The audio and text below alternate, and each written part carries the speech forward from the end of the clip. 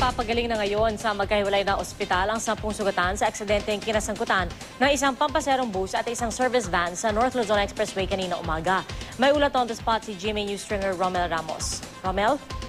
Siya, 10 katao ang sugatan sa aksidente sa pagitan ng XLT at Victory Liner bus sa southbound lane ng North Luzon Expressway sa bahagi ng Bukawi, Bulacan. Ayon sa Bukawi PNP, pasado 5 kaninang umaga, nang tinatahak ng XLT at Victory Liner ang bahaging ito ng NLEX nang bigla na lamang kumanan mula sa lane 3 ang XLT papabangketa dahil nasiraan daw ang isa pa nitong kasamahan. Dito tinamaan ng Victory Liner na nasa lane 4 ang XLT. Sa lakas ng banggaan ay umikot at bumaligtad ang XLT at bumaligbag sa expressway. Agad na sinugod sa magkakahiwalay na pagamutan ang mga nasaktang pasahero ng XLT at wala namang naiulat na nasaktan sa pasahero ng bus.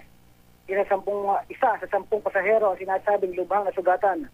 Nasa kusudian na ngayon ng Bukawi PNP ang driver ng dalawang sasakyan at nakahanda naman daw makipagtulungan ng Victory Liner para sa mga nasaktang pasahero.